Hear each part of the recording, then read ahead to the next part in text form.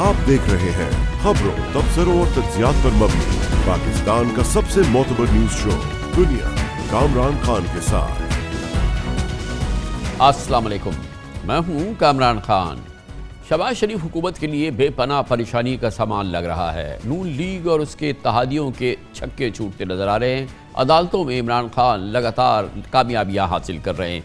आज Islamabad high court से नामी गिरामी साइफर केस पे इमरान खान और खतूब शाह महमूद कुरैशी बरी हो गए। Chief justice Islamabad high court justice Aamir Farooq और जस्टिस मियां गुल हसन औरंगजेब ने मुख्तसर फैसला सुनाया और ऑफिशियल सीक्रेट एक्ट के तहत कायम खुसूसी अदालत की इमरान खान और शाह महमूद कुरैशी को 10-10 साल कैद की सजाएं कलअदम करार दे दी। लगता है कि शहबाज हुकूमत ने जिस फुर्ती से इमरान खान के खिलाफ केसेस बनाए थे, इतनी ही बरखरफ्तारी से उनके केसेस से हवा निकल रही है। तो शाखाना केस में इमरान खान की इस्लामाबाद हाई कोर्ट से सजा पहले ही मुअत्तल हो चुकी है। 190 मिलियन पाउंड केस में इमरान खान को जमानत मिल चुकी है। टेरियन वाइट केस को तो इस्लामाबाद हाई कोर्ट ने चलाने के काबिल भी नहीं समझा। पिछले एक हफ्ते में मातहत अदालतों में 9 मई से मुताल्लिक़ नुक्से अमन से मुतादिद केसेस में इमरान खान को छुटकारा मिला है, जबकि आज सुप्रीम कोर्ट में 77 मखसूस नशिस्तों के केस की समाअत में PTI के लिए उम्मीद की किरणें फूटती नजर आई। चीफ जस्टिस जनाब जस्टिस काजी फायदीसा ने सवाल किया कि सुन्नी इत्तेहाद कौंसिल ने इलेक्शन नहीं लड़ा, उस केस की हकीकी पोजीशन यही है। इस सवाल के बाद जजेस ने गैर मामूली रिमार्क्स दिए और अहम सवालात किए। जस्टिस मंसूर अली शाह ने मालूम किया कि क्या इलेक्शन कमीशन ने आज़ाद उम्मीदवारों को सुन्नी इत्तेहाद कौंसिल में शमूलियत से क्यों नहीं रोका। जस्टिस मुनीब अख्तर ने कहा, इलेक्शन कमीशन एक जानिब कहता है कि सुन्नी इत्तेहाद इलेक्शन नहीं लड़ रही, साथ ही पार्लिमानी जमात भी मान रहा है। जस्टिस जमाल मंदोखेल ने रिमार्क्स दिए, अवाम ने किसी आज़ाद उम्मीदवार को नहीं बल्कि सियासी जमात के नामजद अफराद को वोट दिए। जस्टिस अतर बिनल्लाह ने सवाल किया कि क्या इंतखाबी निशान वापस होने से सियासी जमात तमाम हुकूक से महरूम हो जाती है। बादियों नज़र में 13 रुकनी फुल कोर्ट में जजेस के रिमार्क्स और सवालात हुकूमत के लिए परेशानी का सामान पैदा कर रहे होंगे। कोई बात नहीं कि PTI को कौमी और सूबाई असम्बली में जल्द मजीद 77 नशिस्तें मिल जाएँ। अगरचे तो शाखाना केस के नए केसेस और इद्दत में निकाह के केस की मुंतकली की वजह से इमरान खान अडियाला जेल से रिहा नहीं हो सकते, लेकिन गैर मामूली बात यह है कि उनके खिलाफ साइफर केस तहलील हो गया है। साइफर केस में इल्ज़ाम था कि इमरान खान और शाह महमूद कुरैशी ने सिफारती केबल या साइफर की तशहीर करके खुफिया सरकारी दस्तावेज़ात और कौमी राज जाहिर किए। तहरीक अदम एतमाद से बचने के लिए साइफर को इस्तेमाल किया। इस इक़दाम से बैरूनी क़ुव्वतों को फ़ायदा पहुँचाया और रियासत को नुकसान पहुँचाया, जबकि एक साइफर की कॉपी भी गायब कर दी गई। कहा जाता है कि शहबाज हुकूमत ने साइफर केस से बड़ी उम्मीदें लगा रखी थी। पिछले साल अक्टूबर में साइफर केस में 2 हफ्तों में साबिक प्रिंसिपल सेक्रेटरी आज़म खान, साबिक सेक्रेटरी खारजा सोहेल महमूद, अमेरिका में साबिक सफ़ीर असद मजीद समेत 25 गवाहों के बयानात रिकॉर्ड हुए थे। वकला सफाई की अदम मौजूदगी के बायस अदालत ने असकुद सरकारी वकील मुकर्रर किए थे, जिन्होंने सिर्फ 2 दिन में केस की काया पलट दी थी, लेकिन आज ये केस कलअदम हो गया है। मुख्तसर हुक्मनामे में आज इस्लामाबाद हाई कोर्ट ने लिखा कि ट्रायल कोर्ट का फैसला कलअदम करार देने की वजूहात बाद में जारी की जाएंगी। ताहम इमरान खान और मखदूम शाह महमूद कुरैशी अगर किसी दूसरे मुकदमे में गिरफ्तार नहीं है तो उन्हें रिहा कर दिया जाए। इस पूरी सूरत हाल पर बात करते हैं आज की इंतहाई अहम डेवलपमेंट्स पे। हमारे साथ मौजूद हैं पाकिस्तान के नामवर सीनियर कानूनदान बैरिस्टर सलाहुद्दीन और हमारे साथ मौजूद हैं जनाब बैरिस्टर सलमान सफदर, जो कि इमरान खान साहब के वकील भी हैं इंतहाई अहम केसेस में। बैरिस्टर सलाहुद्दीन साहब, पहले तो ये फरमाइएगा कि बज़ाहिर ऐसा लगता है कि जो इमरान खान के केसेस हैं वो ट्रायल कोर्ट की में जब वो चले तो वहाँ पे उनको कुछ और ट्रीटमेंट मिला और वो जल्द अज जल्द वहाँ पे फैसले आ गए, लेकिन जब ये हायर कोर्ट पे आए, इस्लामाबाद हाई कोर्ट पे आए, चाहे तोशा खाना केस हो, चाहे टेरियन वाइट केस हो, चाहे ये साइफर केस हो, ऐसा लगता है कि ये केसेस अगर आम जबान में कहूँ तो बहुत फुसफुसे थे। जी बिल्कुल, नज़र तो यही आ रहा है कि जिस तरीके से केसेस बनाए गए थे, जितनी अफरा तफरी में बनाए गए थे और जिस तरीके से फिर जो हरीड तरीके से ट्रायल्स हुई थी, तो उसमें जब इस तरीके से केसेस चलाए जाते हैं तो उसमें डेफिनेटली ऐसी लैप्सेस आ जाते हैं, ऐसे लकूनाज आते हैं जिसका फिर फ़ायदा जो है मुल्ज़िम को ही जाता है। तो सर्टनली इसमें हुकूमत की तरफ से उनकी प्रिपरेशन में डेफिनेटली फॉल्ट्स थे। कुछ केसेस वैसे ही बुनियादी तौर पे कमज़ोर थे, तो इसलिए अब हाई कोर्ट्स में आके उनको कई केसेस में रिलीफ मिल रहा है। बैरिस्टर सलमान सफदर साहब, बताइएगा, आपके लिए बहुत इंपॉर्टेंट चैलेंज था, हुकूमत का ये बहुत बड़ा केस था, ज़ाहिर है कि इस पर पूरी कैंपेन चलती रही है पिछले 1-1.5 साल के दौरान, और बज़ाहिर जब ये केस जब ट्रायल कोर्ट में जिस तरह से चला और उसके बाद ये जब अब इस्लामाबाद हाई कोर्ट में आया, तो बज़ाहिर ये लगता है कि बहुत ही ग्लेयरिंग मिस्टेक्स, बहुत ही ग्लेयरिंग वीकनेसेस थी इस केस में जब ये ट्रायल कोर्ट में चल रहा था। और उसके बाद बाज़ माहिरीन का ख्याल है कि ये एक रस्मी कार्रवाई थी जो कि इस्लामाबाद हाई कोर्ट में हुई, क्योंकि वो बहुत ही वीक केस था। आपका सबसे बड़ा डिफेंस क्या रहा? जाहिर है कि इस्लामाबाद हाई कोर्ट से आज इन दोनों शख्सियात की, मखदूम शाह महमूद कुरैशी साहब की, इमरान खान साहब की बरीयत हो गई है, एक्विटल हो गया है, ये केस ही ख़त्म हो गया है। तो ये इसमें सबसे ग्लेयरिंग क्या चीज़ें थी जो आपने जिनको आपने प्रोजेक्ट किया, प्लीट किया? कामरान साहब, मैं सबसे पहले तो आपके सवाल का जवाब देना चाहूँगा कि सबसे ग्लेयरिंग पॉइंट क्या था जिसने जजेस को परसुएट किया। फाइनली 3 माह ये अपील सुनी गई, बड़ी तहम्मुल मिजाजी से सुनी गई, सरकार को पूरा टाइम दिया गया अपने इस्तगासे का दिफा करने का, मगर वो दे फेल्ड मिजरेबली। और ये वो केस नहीं है जिसमें आज जजेस ने शक का फायदा दिया। एक होता है बेनिफिट ऑफ डाउट देना, और एक होता है कि आउटराइटली एक ऑनरेबल इक्विटल होता है कि ये केस किसी भी जाविये से ऑफिशियल सीक्रेट्स एक्ट के अंदर ये जुर्म साबित ही नहीं होता। तो सबसे बड़ा फेटल ब्लो था, ये केस था डॉक्यूमेंट्री एविडेंस का, और मेन इल्जाम था साइफर को अवामुन्नास या दुश्मन मुल्क के साथ शेयर कर देना। तो जैसे अंग्रेजी में कहते हैं, if the cat was already out of the bag, अगर ऑलरेडी इमरान खान साहब और शाह महमूद कुरैशी साहब ने अवाम के साथ साइफर जैसी सेंसिटिव चीज ऑलरेडी शेयर कर चुके थे, तो फिर साइफर डॉक्यूमेंट या उसके कंटेंट्स को अदालत में सामने लाना लाजिम था सरकार पर। सो उन्होंने ना साइफर को एग्जिबिट किया कोर्ट में, ना उसके कंटेंट्स को किया। तो जब एक डॉक्यूमेंट मंजर आम पर लाया ही नहीं गया और जजेस से भी छुपाया गया, तो जजेस ने बहुत 3 महीने उनको मौका और अपॉर्चुनिटी दी कि आप इस जजमेंट को डिफेंड करें, जो कि बड़ी कंट्रोवर्शियल जजमेंट है। ये रात के अंधेरे में बियॉन्ड वर्किंग आवर्स जज साहब ने जल्दबाजी और उजलत में जो ये फैसला दिया है, इसको जस्टिफाई करें। और लीडिंग प्रोसिक्यूटर्स इस्लामाबाद के as many as 3 were appointed to defend this case in the high court. मगर देखें, ऑफिशियल सीक्रेट्स एक्ट बड़ा संगीन जुर्म है, इसमें स्पाइंग आती है, इसमें एस्पिनाज आता है, इसमें एंटी स्टेट एक्टिविटीज होती हैं, जैसे अभी मैं सुन रहा था ये ट्रीजन होती है, ये गद्दारी होती है। तो आज जो बाइज्जत बरी किया, उससे एक बात तो ये सामने आई कि ये लोग मुहिब्बे वतन हैं और कोई इन्होंने ऐसा काम नहीं किया जहां इन्होंने अपना ओथ वायलेट किया हो। एक ऐसा इशू जिस पर एक फॉरेन कंट्री को डीमार्श कर दिया जाता है। डीमार्श आपके सुनने वालों के लिए आसानी पैदा करने के लिए, जिसमें एक गिला भेजा जाता है एक फॉरेन कंट्री को, प्रोटेस्ट लॉन्च किया जाता है। तो अगर एक नेशनल सिक्योरिटी काउंसिल ने उसके ऊपर डीमार्श भी किया हो, तो फिर वो मामला ऑफिशियल सीक्रेट्स एक्ट के अंदर कैसे आता है? और साथ ही साथ में उसके साथ बड़े फजूल से चार्जेस कि इमरान खान साहब ने वो साइफर घुमा दिया, लापरवाही की, उसके ऊपर 2 साल सजा दे दी। सलमान सफदर साहब, ये फरमाइएगा कि इसमें इमरान खान साहब के प्रिंसिपल सेक्रेटरी आजम खान साहब, एक जाहिर है कि एक बड़ा बैकग्राउंड रहा, वो 1 महीने तक गायब रहे, 1.25 महीने तक गायब रहे, फिर वो आए, फिर वो बाकायदा एक स्टार विटनेस थे।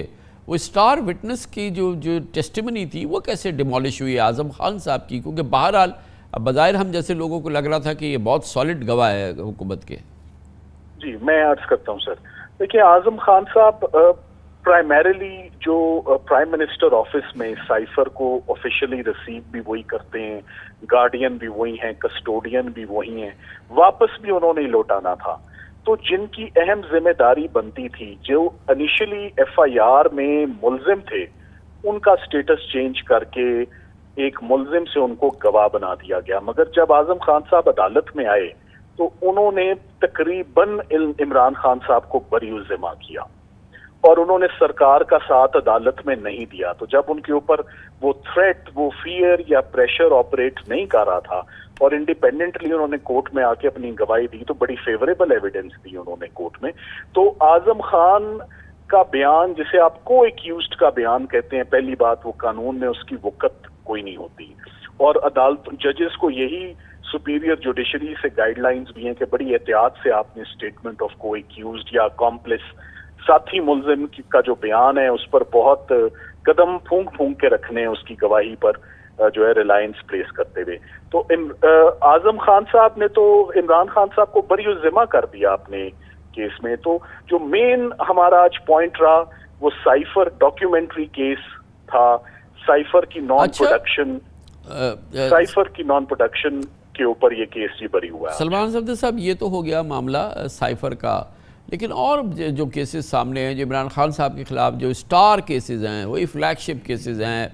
एक तो बहरहाल ये साइफर केस बहुत बड़ा केस था, फिर तोशा खाना केस, फिर टेरियन वाइट केस, फिर इद्दत में निकाह केस, फिर $190 मिलियन पाउंड केस। ये तमाम केसेस जो हैं ये बिल्कुल कम से कम है मालूम है तोशा खाना केस भी डिसमिस हो गया है। टेरियन वाइट केस तो इस्लामाबाद हाई कोर्ट ने सुनने के काबिल ही नहीं समझा, उसको डिसमिस कर दिया। फिर हमारे सामने ये इद्दत वाला केस है, उसका भी हमें मालूम है फैसला आ गया, हमें मालूम है कि सर्कमस्टांसिस क्या रहे, वो एक मामला है अपनी जगह पे। तो ये सारी चीज़ें जो है ये हमारे सामने रही हैं, ये हमारे सामने आई हैं। तो इसमें अब आगे बढ़ के क्या आपको नज़र आता है? ये तमाम केसेस जो हैं ये बिल्कुल बुरी तरह से डिफीट होते नज़र आए हैं। कामरान खान साहब, इनका जो मेन फोकस था ना, जो ट्रंप केस या जो एस केस था, दैट वाज साइफर केस। और साइफर केस में हमने अदालत से जमानत की इस्तदा किसी भी दिन नहीं की। हम चाहते थे ये केस मेरिट्स पर टेकअप हो और मेरिट्स पर डिसाइड हो। बड़ा टाइम कंज्यूम हुआ, 3 महीने लग गए हमें ऑनरेबल जजेस को कायल करते हुए और एविडेंस को थ्रैश आउट करते हुए।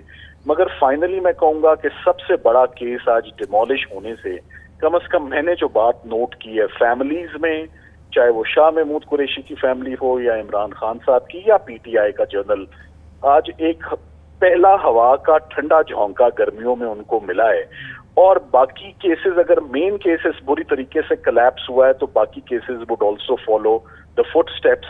It's a matter of when. जिस दिन ये केसेस प्रॉपरली एडजुडिकेट हो गए और सरकार मैदान से ना भागी या ताखीर का अल्तवा का शिकार ना हुए, उन सारों का फेट वही होगा जो आज साइफर का हुआ है। बहुत बहुत शुक्रिया। बैरिस्टर सलमान सफदर साहब हमारे साथ मौजूद थे। इमरान खान के केसेस के हवाले से हमारी बात हो रही थी, मगर आज का बहुत अहम केस और आने वाले दिनों के लिए बहुत अहम केस जो होगा वो हर सूरत में है इमरान खान या पाकिस्तान तहरीक इंसाफ की रिज़र्व सीट्स का मामला, 77 सीट्स का मामला, जो कि आज सुप्रीम कोर्ट की फुल कोर्ट के सामने रखा गया। 13 जजेस ने आज इसकी हेयरिंग शुरू करी दी है, आज इसका आगाज़ भी हो गया है और बहुत अहम मामला है। और इसकी सबसे अहमियत की बात यह है कि आज जैसे ही इसकी समाअत शुरू हुई है, जो रिमार्क्स सामने आए हैं जजेस की अक्सरियत के, बल्कि कसीर अक्सरियत के, वो तमाम वो रिमार्क्स थे जिससे कि पीटीआई का ये केस या सुन्नी इत्तेहाद काउंसिल का ये केस कि 77 नशिस्तें जो उसका हक़ है वो उसके सियासी दुश्मन जमातों में तकसीम कर दी गई, वो आज बहुत इम्पॉर्टेंट बात थी जिस पर जजेस की, सुप्रीम कोर्ट के जजेस की बहुत ही इम्पॉर्टेंट ऑब्जर्वेशन रिमार्क्स सामने आए, जिससे लगा कि ये जो हुकूमत का केस है रिज़र्व सीट्स का, ये इलेक्शन कमीशन का रिज़र्व सीट्स का जो केस है वो इंतहाई कमज़ोर पड़ता जा रहा है और आगे चल के देखते हैं क्या होता है। मगर सलाउद्दीन साहब, इस पर एक अहम बात जो हमने गौर की है वो ये है कि सब जड़ में वो बात है जो सुप्रीम कोर्ट का वो फैसला है 3 रुकनी बेंच का, जिससे बल्ले का निशान पीटीआई को नहीं दिया गया था और फिर उससे कॉम्प्लिकेशन जन्म ली कि पीटीआई के जो उम्मीदवार थे वो आज़ाद हैसियत पे इलेक्शन लड़ने पे मजबूर हुए। फिर उसकी मुख्तलिफ इंटरप्रिटेशन जो हैं वो इलेक्शन कमीशन ने की और फिर ये आज़ाद अराकीन के हवाले से जो कि पीटीआई के थे, जिस पे आज जज साहिबान के रिमार्क्स भी थे, वो फिर सुन्नी इत्तेहाद काउंसिल बनी और फिर उसके ज़रिए फिर उसके बाद उनको वो रिज़र्व सीट्स किया। तो जड़ में जो है वो बहरहाल सुप्रीम कोर्ट की 3 रुकनी बेंच का वो फैसला है जिससे बल्ला लिया गया। तो क्या अब हम देखेंगे कि जब ये 13 रुकनी बेंच जो है ये इस चीज़ को भी एड्रेस करेगी क्या? जी कामरान साहब, इसमें कई मुख्तलिफ बेंच से कई मुख्तलिफ आरा आई हैं। कई रिमार्क्स जो थे वो गवर्नमेंट के फेवर में थे, कई खिलाफ थे, मगर इस मामले को समझने के लिए, उसकी तह तक पहुंचने के लिए आपको ये ज़रूरी है कि ये अप्रिशिएट करें कि मसला शुरू कहाँ से होता है। मसला शुरू होता है कि पीटीआई ने अपने जो अंदरूनी इंतखाबात थे वो सही तरीके से नहीं कराए। अब उसका कानून उसकी एक सज़ा प्रिस्क्राइब करती है, वो ये है कि जो पार्टी इन अंदरूनी इंतखाबात नहीं कराती तो उससे उसका इंतखाबी निशान जो है वो छीन लिया जाएगा। उसमें कानून में ये कहीं नहीं लिखा कि वो पॉलिटिकल पार्टी अपना वजूद खो बैठेगी या बैन हो जाएगी या वो इलेक्शन कंटेस्ट उसको नहीं करने दिया जाएगा या उसको मखसूस नशिस्तें जो हैं वो नहीं दी जा सकती। ये तमाम जो चीज़ें हैं, ये कॉन्सिक्वेंसेस हैं, ये तमाम कॉन्सिक्वेंसेस इलेक्शन कमीशन की इजाद हैं। कानून में ऐसी कोई पेनल्टी नहीं है। तो बात शुरू में यही है कि अगर इलेक्शन सिंबल लिया गया, छीन भी लिया गया पीटीआई का, तो पीटीआई एक सियासी जमात तो फिर भी कायम थी, उसको इलेक्शन लड़ने का भी हक था।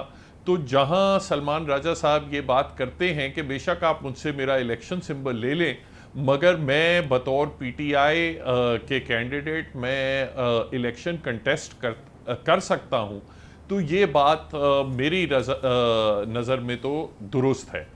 अब पीटीआई ने उनको तमाम इलेक्शन कमीशन ने पीटीआई के तमाम कैंडिडेट्स को बतौर पीटीआई के मेंबर कंटेस्ट नहीं करने दिया, और उसके बाद जब उन्होंने जाके सुन्नी इत्तेहाद काउंसिल ज्वाइन की तो उस पर भी उन्होंने कहा कि सुन्नी इत्तेहाद काउंसिल चूँकि खुद इलेक्शन नहीं कंटेस्ट कर रही थी तो इसलिए आप उनको भी ज्वाइन करके आपको हम रिजर्व्ड सीट्स नहीं दे सकते। अब अगेन वहाँ ना आइन में ना कानून में कोई ऐसी पाबंदी है कि इंडिपेंडेंट कैंडिडेट्स जाके किसी ऐसी जमात को नहीं ज्वाइन कर सकते जो खुद इलेक्शन कंटेस्ट जिसने नहीं किया हो, और ना ही कोई ऐसी पाबंदी है कि अगर वो ऐसी जमात को ज्वाइन कर लेते हैं तो उस जमात को रिजर्व्ड सीटें नहीं मिलेंगी। देखिए, बेसिकली जो इलेक्शन कमीशन ने जो तरीक़ेकार अपनाया है उसका प्रैक्टिकल रिजल्ट क्या हुआ है कि अगर कोई चंद जमातें हैं जो टोटल लेट से 60% वोट लेके या 60% सीटें लेके मुंतखब हुई हैं, उनको आपने 100% मखसूस नशिस्तें दे दी हैं। वो तो कंप्लीट जो प्रोपोर्शनेट रिप्रेजेंटेशन की बात की जाती है आइन में आर्टिकल 51 में, तो वो तो उसकी मुकम्मल नफी करता है। तो मेरी देखिए बैरिस्टर साहब, इसमें एक इम्पॉर्टेंट बात यह है कि अगेन इस सब की जड़ जो है वो सुप्रीम कोर्ट की 3 रुकनी बेंच का फैसला है, जिसमें कि इलेक्शन सिंबल पीटीआई को इस्तेमाल करने की इजाज़त नहीं दी गई, बल्ले का इस्तेमाल नहीं करने दी। एक शाखसाना तो ये रिजर्व सीट्स की सूरत में सामने आया, जिसके लिए फुल कोर्ट बनाना पड़ा है। 77 सीट्स जो हैं वो पीटीआई की थी, जो कि ज़ाहिर है कि ये इस तरह से बढ़ गई है, और पीटीआई भी पीटीआई नहीं रही, आज़ाद, फिर सुन्नी इत्तेहाद काउंसिल। लेकिन ये तो एक मसला है, इससे जो बड़ा नुकसान होना है, जो कि इलेक्शन 2024 में पीटीआई को हुआ, जिसको कि पीटीआई का नाम नहीं इस्तेमाल कर सके, जिसके अराकीन आज़ाद हैसियत से लड़े, जो सिंबल नहीं कर सके, जो कैंपेन नहीं कर सके, वो नुकसान और पूरा मिन हैसिल कौम अगर इलेक्शन की क्रेडिबिलिटी देखे वो तो हो ही गया है ना। अभी तो हम सिर्फ उस फैसले की एक जुज़ पे फुल कोर्ट बना के बैठे हैं। जी कामरान साहब, इसमें 2 मौके थे सुप्रीम कोर्ट को ये क्लैरिफाई करने के। एक तो अव्वल जो बल्ले वाला फैसला था उसमें ही ये क्लैरिटी दे देते तो सबसे अच्छा होता कि ठीक है, ये हम एक सहूलत जो पॉलिटिकल पार्टी से हम छीन रहे हैं क्योंकि उन्होंने सही तरीके से अंदरूनी इलेक्शन नहीं किए, मगर हम उनसे ना उनका वजूद छीन रहे हैं ना उनका इलेक्शन कंटेस्ट करने का हक छीन रहे हैं। ये वजाहत अगर उसी जजमेंट, बल्ले वाली जजमेंट पे आ जाती तो बहुत अच्छी बात थी। मगर दूसरा मौका भी सुप्रीम कोर्ट के पास आया, जो सलमान राजा साहब के पास का जो केस था, जिसमें उन्होंने एग्जैक्टली यही प्ली ली कि मुझे क्या ज़रूरत है कि मैं एज एन इंडिपेंडेंट लड़ूं। मैं चाहता हूं PTI as a PTI candidate election contest करूं। बेशक आप मुझे कोई इंतखाबी निशान ना दें। ये केस अगर सुप्रीम कोर्ट सलमान राजा का केस जो है वो प्रॉपर टाइम पे उस पर फैसला कर देती तो ये कंफ्यूजन पैदा ना होती और जो इलेक्टोरेट का मैंडेट है वो डिस्टोर्ट ना होता। बहरहाल अभी भी सलमान राजा का दोबारा से केस गालिबन सुप्रीम कोर्ट में पेंडिंग है, दोबारा से जो उन्होंने पिटिशन फाइल की है। मैं समझता हूँ उस पिटिशन को भी इसके साथ इसी केस के साथ सुनना चाहिए। एक अहम मामला है कि बहुत चार्ज्ड एटमॉस्फेयर है, ये बड़े इंपॉर्टेंट केसेस के फैसले आ रहे हैं और अब आला अदलिया के साथ आ रहे हैं। सुप्रीम कोर्ट की फुल कोर्ट ये सुन रही है, 77 नशिस्तें हो सकता है आबादी नज़र में अभी फ़िलहाल लग रहा है कि शायद पीटीआई के पास आ जाए। पाकिस्तान के लैंडस्केप के लिहाज से ये तमाम मुकदमात और आइंदा के चंद हफ्ते बहुत इवेंटफुल लग रहे हैं। जी बिल्कुल, ये तमाम जो केसेस हैं इनका हमारी सियासी जो सिनेरियो है उस पर बहुत गहरा इम्पैक्ट आएगा। मेरी राय में कई चीज़ों में पीटीआई के साथ ज़्यादती हुई है और उसको अगर ठीक किया जाए तो उससे मुल्क में मज़ीद स्टेबिलिटी आएगी और हो सकता है कि हमारी जो इकॉनमी है, हमारी पॉलिटिक्स है, वो कहीं दुरुस्त सिमत पे निकल सके। बहुत बहुत शुक्रिया बैरिस्टर सलाहुद्दीन। आखिर में कह रहे थे कि पीटीआई के साथ ज़्यादती हुई है, कौमी इस्तेहकाम के लिए, मईशत की बेहतरी के लिए ज़रूरी है कि इन ज़्यादतियों का अजाला किया जाए।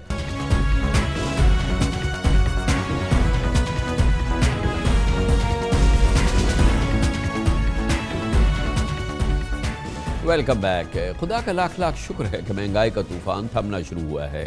एक साल में महंगाई की शरह 38% से कम होकर आज 11.8% तक आ गई। पिछले साल मई से इस साल मई तक महंगाई में 225% कमी आई है। वफाकी इदारे शुमारियात का कहना है कि इससे पिछले महीने माहाना बुनियाद पर महंगाई में 3.24% की कमी रिकॉर्ड की गई। ताहम इस माली साल जुलाई से मई के दौरान महंगाई की औसत शरह 24.5% रही। आरिफ हमीद सिक्योरिटीज़ के मुताबिक 1977 यानी कि 47 साल बाद पहली मरतबा एक माह में इतनी तेज़ी से महंगाई में कमी आई है। टॉप लाइन सिक्योरिटीज़ के मुताबिक 11.8% इन्फ्लेशन पिछले 30 माह यानी नवंबर 2021 के बाद महंगाई की सबसे कम शरह है। यकीनन हालिया चंद महीनों में पेट्रोल, डीजल, आटा, चावल, कुकिंग ऑयल और दीगर अशिया की कीमतों में कमी आई है और ये एक माशी हकीकत है कि दुनिया भर के मरकजी बैंक इन्फ्लेशन रेट के मुताबिक ही पॉलिसी रेट मुकर्रर करते हैं, मगर पाकिस्तान में शरह सूद महंगाई से दुगनी है। जी हाँ, महंगाई कम होकर 11.8% पर आ गई है, जबकि पाकिस्तान में आज भी शरह सूद 22% है। पिछले साल जून में जब 1% इजाफे से शरह सूद 22% की गई थी तो उस वक्त महंगाई 38% पर थी। इस अरसे में महंगाई से बतदरीज घटती रही है, लेकिन मुसलसल 7 मॉनेटरी पॉलिसीज़ में स्टेट बैंक ऑफ पाकिस्तान ने लगता है कि जिद सी बांधी हुई है, शरह सूद 22% पर मुसलसल मुंजमद रखी है। आखिरी मॉनेटरी पॉलिसी के वक्त भी माहिरीन का ख्याल था कि कारोबारी सरगर्मियों में तेज़ी लाने के लिए शरह सूद में हर सूरत कमी करने की ज़रूरत है, लेकिन फिर भी ऐसा नहीं हुआ। वैसे भी एक्सक्यूज़ नहीं था, अब तो बिल्कुल एक्सक्यूज़ नहीं है। और इसके साथ ही खुशगवार हैरत की बात यह कि पिछले महीने महंगाई की शरह IMF और वज़ारत ख़ज़ाना की तवक्कुआत से भी कम रही। इसलिए इम्कान है कि स्टेट बैंक ऑफ पाकिस्तान जो 10 जून को अपनी मॉनेटरी पॉलिसी कमेटी का इजलास करेगा तो इस बार पाकिस्तान के कारोबार की, मईशत की और पाकिस्तान की दूसरी हकीकतों की तर्जुमानी करते हुए एक बड़ी कटौती करेगा शरह सूद में। इस पूरे मौजू पर बात करते हैं, माहिराना राय हासिल करते हैं। 2 बार पाकिस्तान के वज़ीर ख़ज़ाना रहे हैं, इंटरनेशनली मुस्तरद इकॉनमिस्ट डॉक्टर मिफ्ता इस्माइल हमारे साथ हैं। बहुत बहुत शुक्रिया मिफ्ता इस्माइल साहब। ये बताइएगा कि आपको ज़्यादा इल्म होगा, मगर मैं नहीं समझता कि कहीं हमने देखा हो कि मुल्क में इन्फ्लेशन जो है उससे डबल इंटरेस्ट रेट हो और फिर वो मुल्क सिसक रहा हो, वो ग्रोथ के लिए सिसक रहा हो, वहाँ पे शदीद तरीन मसाइल हो और कारोबारी, माशी, और उसके बावजूद एक ऐसी सूरत हाल हो जो कि टोटली जिसको आदमी बिलीव नहीं कर सकता कि ये सूरत हाल है। आप बताइएगा। पहले तो मैं आपसे पूछना चाह रहा हूँ कि ये जो 11.8% की जो इन्फ्लेशन आई है, अब जो नंबर्स आए हैं, ये तो तमाम एक्सपेक्टेशन से कम आए हैं। ये क्या रिफ्लेक्ट कर रहा है? सर देखें, हुकूमत ने कुछ गलतियां की हुई थी। मिसाल के तौर पर ये पीडीएम की हुकूमत थी जिसने 2 साल पहले गंदम की कीमत जो थी वो बढ़ाकर, हुकूमत जिस रेट पे ख़रीदती थी 2200 रुपये से बढ़ाकर फ़ी मन 3900 रुपये फ़ी मन ले गई थी। और जब पंजाब हुकूमत 4,600 रुपये फ़ी मन गंदम बेच रही थी, यानी कि 115 रुपये फ़ी मन गंदम बेच रही थी, तो उसमें ऑब्वियसली आटे की कीमत 130 रुपये थी, 140 रुपये थी। अब जब आपने गंदम की कीमत कम हो गई, वादा खिलाफ़ी कर ली फार्मर से और गंदम की कीमत कम हो गई, तो आप इन्फ्लेशन कम हुआ है, उसकी वजह से वो एक फैक्टर है। आज आटा जो है वो 80 रुपये किलो मिलता है, वही आपकी पॉलिसीज़ की वजह से आप ले गए थे उसको, गलत पॉलिसीज़ की वजह से 140, अब वो 80 पे आ गया। दुनिया भर में अभी भी गंदम की कीमत इससे कम है। इसी तरह आपने देखा कि दीगर चीज़ों की कीमतें कम हुई हैं दुनिया भर में, और पेट्रोल की कीमत कम हुई है दुनिया में। 2 मरतबा पेट्रोल 19-20 रुपये तो हुकूमत ने पिछले 15 दिन में कम किए हैं। और ये फार्मूले के तहत होता है। बैन अल-अक़वामी कीमत जब कम होती है तो पाकिस्तान में पेट्रोल कम हो जाता है, जब बढ़ती है तो बढ़ जाता है। हुकूमत को सिर्फ शौक़ होता है, झूठ ये कहते हैं कि वज़ीर आज़म की हिदायत पे हुआ है, वज़ीर आज़म की हिदायत पे नहीं होता, एक फार्मूले पे होता है। तो अब ये कीमतें कम हुई हैं, और ये जो कीमतें कम हुई हैं कामरान भाई, उस पर हमने बहुत सारे लोगों को बेरोज़गार किया है। आपने पूरी गाड़ी की इंडस्ट्री तबाह की है पाकिस्तान में, आपने मोटरसाइकिल की इंडस्ट्री को आधा काट के दिया है, आपने कंज्यूमर इलेक्ट्रिक गुड्स के इलेक्ट्रॉनिक्स जो होते हैं, जो वाइट गुड्स कहलाते हैं, रेफ्रिजरेटर, टीवी वगैरह वगैरह, वॉशिंग मशीन, इनकी इंडस्ट्री को कम कर दिया है। आपने बहुत सारे कुर्बानियाँ दी हैं, तब जाके इंटरेस्ट रेट्स कम हुआ है। लेकिन जो आरिफ हबीब साहब आपके बयान जो इंट्रोडक्शन में कह रहे थे कि इन्फ्लेशन कम हुआ है जी, और लेकिन स्टेट बैंक ने गलती की थी पिछली मरतबा भी, कोई वजह नहीं थी कि इंटरेस्ट रेट कम ना किया जाए, और इस बार तो अब तो खैर बहुत लंबा इंटरेस्ट रेट कम होना चाहिए। 11% इंटरेस्ट रेट इन्फ्लेशन का मतलब है कि इस वक्त आपका रियल इंटरेस्ट रेट 11% है, क्योंकि 22% पॉलिसी रेट है। मेरे ख्याल से दुनिया में सबसे ज़्यादा होगा। मेरे ख्याल से पाकिस्तान के बाद जो दूसरा नंबर का मुल्क होगा उसका रियल इंटरेस्ट रेट आधे होगा हमसे, 5 या 6% से ज़्यादा नहीं होगा। तो ये बहुत ज़्यादा रियल इंटरेस्ट रेट है। और जो कुर्बानियाँ दी गई हैं, मैं सच्ची बात बताऊं, देखें हुकूमत ने अपने अखराजात में कोई कमी नहीं करी। वो सूबे को तवातुर से पैसे दे रहे हैं, सूबे तवातुर से खर्च कर रहे हैं, वफाक के अंदर भी खर्चे हो रहे हैं। जो कुर्बानियाँ दी गई हैं बहुत अच्छी तरह से पता है, हम सब जानते हैं कि इसमें एक बड़ा किरदार तो ये जो केयर टेकर गवर्नमेंट बीच में आई थी, उसने बहुत चीज़ें जो थी उसने वहाँ पे फिक्स की, और वहीं से जो ये उन्होंने वीट इम्पोर्ट किया उसकी वजह से आटे की कीमतों में कमी आई। फिर नेचुरली ज़ाहिर है कि ये पेट्रोल की प्राइसेस जो है, ऑयल प्राइसेस जो है वो दुनिया भर में कम हो गई। अब ये तो सब चीज़ हो गई है। अब आप बताएं कि ये क्या सॉलिड केस है, कितने % इंटरेस्ट रेट जो है वो फौरी कम होना चाहिए, और क्या ज़रूरी है कि इसके लिए वेट किया जाए 10 तारीख को, 10 जून को हम MPC बुलाएं और वहाँ करें, क्योंकि जब बढ़ाना होता है तो फौरी इमरजेंट मीटिंग्स हो जाती है MPC की, स्टेट बैंक फ़ौरन कॉल कर लेता है जी। जब वो IMF का हुक्म होता है तो वो दूसरे दिन मीटिंग हो जाती है। चलें अगले पीर को कर ले, 1 हफ़्ता बैंकों को और कमाने दें। लेकिन अगले पीर को मैं समझता हूँ कि अगर हुकूमत, स्टेट बैंक 4% कम से कम अपना पॉलिसी रेट नहीं गिराती 400 BPS से, तो वो ज़्यादती होगी। अच्छा। उसके बाद भी आपका रियल इंटरेस्ट रेट जो है वो 7% से होगा। तो 400% आपको गिराना चाहिए, और मेरे ख्याल से ये हुकूमत की ज़िम्मेदारी है, स्टेट बैंक की ज़िम्मेदारी है कि वो IMF को इस बात पे कायल करें कि देखो 38% जो आपने बताया इब्तदाइये में, जब 38% महंगाई थी तब भी 22% था, आज 11% महंगाई हो गई। हम 9 करोड़ लोगों को ख़तरे गुर्बत के नीचे ले गए हैं, हम बेरोज़गारी बढ़ा चुके हैं पाकिस्तान में, हम पाकिस्तान भर में नाउम्मीदी बढ़ा चुके हैं। अब हमको मौका दो कि हम थोड़ी सी पाकिस्तान में जो है वो रोज़गार बढ़ा सकें, थोड़ी सी सनत अपने पैर पर खड़े हो, और इससे फिर टैक्स के अंदर भी आपको इजाफा होगा। और ये क्या बताइए, क्या ये मुश्किल केस है कन्विंस करना, या ये कोई डिबेट का केस है जब इंटरेस्ट रेट 22% है और इन्फ्लेशन जो है वो 11% पर है, कि ये कोई ऐसा केस है जिसमें बड़ी डिबेट होनी चाहिए, IMF के साथ डिबेट होगी, वो कहेंगे नहीं कम करो, 11% तुम्हारे यहाँ इन्फ्लेशन है, 22% इंटरेस्ट रेट है, क्या वाकई ये कोई अभी भी है, ये एक ऐसा केस है जिसे कंटेस्ट करना पड़ेगा? सर, एक पाकिस्तान के ऊपर से एतबार उठा हुआ है, स्टेट बैंक के ऊपर भी एतबार कम है, मसाइल तो होते हैं, IMF को चीज़ें समझानी पड़ती हैं। अब सच्ची बात यह है कि IMF भी बहुत ज़्यादा अनरीजनेबल हो जाता है, इसमें कोई दो राय नहीं है। लेकिन कामरान भाई, इंटरेस्ट रेट सेट सच्ची बात होती है, उसके अंदर जो स्टेट बैंक या सेंट्रल बैंकर्स देखते हैं वो मंथ टू मंथ इन्फ्लेशन है। और जब आपका पिछले महीने मंथ टू मंथ इन्फ्लेशन 0 था, और इस महीने मंथ टू मंथ इन्फ्लेशन -3.5 आया है, तो मेरे ख्याल से 4% का केस तो बहुत आसान है, और अगर ये 4% भी कम नहीं करेंगे तो मैं समझता हूँ कि इस मुल्क के साथ फिर ज़्यादती करेंगे। पिछले महीने तो ज़्यादती करी थी, इस महीने फिर ज़्यादती करेंगे, हमारी सनत के साथ ज़्यादती करेंगे, ये बिठा के छोड़ेंगे पूरी। लेकिन 4% इंटरेस्ट रेट कम हो ऑब्वियसली तो ये तो एक काफ़ी टर्न अराउंड का नंबर हो सकता है ना। इकॉनमी जो इस बुरी तरह से स्ट्रगल कर रही है, जो इतनी बड़ी अनएम्प्लॉयमेंट है, इतने बड़े शदीद मसाइल हैं हमारे बिजनेसेस के, बिजनेसेस फेल हो रहे हैं, एनपीएल्स हो रहे हैं, तो अगर 4% कम करते तो फ़ायदा तो हुकूमत की है ना। सिंकिंग उनकी अपने इमेज है, सिंकिंग रेटिंग्स हैं, वही उन्हीं को फ़ायदा होगा ना। और एक उनको बड़ा चैलेंज है कि इमरान खान की मकबूलियत को किसी सूरत से मैच करें तो शायद ये इकॉनमी थोड़ी बहुत चले, शायद थोड़ा बहुत उस पर भी फ़र्क पड़ जाए।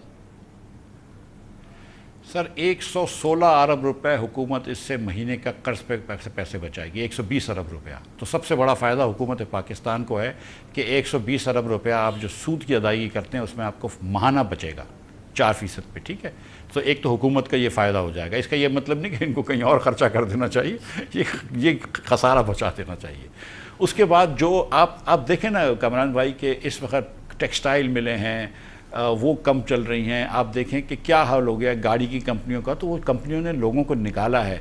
वो जब कंपनियां अपनी शिफ्टें ऐड करेंगी, ओवर टाइम देना शुरू करेंगी या नया शिफ्ट शुरू करेंगी तो लोगों को हायर करेंगे। इस वक्त लोगों को नौकरियों की ज़रूरत है, इस वक्त लोगों को रोज़गार की ज़रूरत है। और फिर जो एग्जिस्टिंग एम्प्लॉयज़ होंगे जिनकी तनख्वाहें नहीं बढ़ रही हैं इन्फ्लेशन के हिसाब से, उनकी तनख्वाहें बढ़ना शुरू होंगी।